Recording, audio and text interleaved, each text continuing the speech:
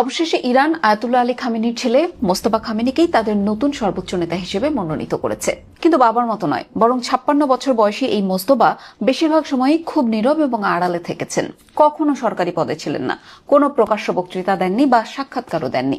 তার খুবই অল্প কিছু ছবি এবং ভিডিও প্রকাশিত হয়েছে। তবুও বিভিন্ন গুরুত্বপূর্ণ সূত্র বলছে, বহু বছর ধরে তিনি পর্দার আড়ালে থেকেও ক্ষমতার গুরুত্বপূর্ণ সিদ্ধান্তে প্রভাব ফেলতেন।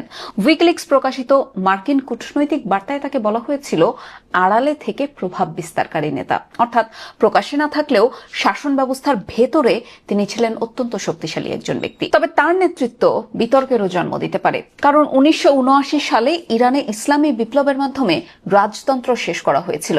আর সেই রাষ্ট্র ব্যবস্থার মূল ধারণাই ছিল নেতৃত্ব পারিবারিক উত্তরাধিকার দিয়ে নয়, যোগ্যতা এবং ধর্মীয় মর্যাদার ভিত্তিতে নির্ধারিত হবে। কিন্তু তিনি মাঝারি পর্যায়ের একজন আলেম হিসেবে পরিচিত।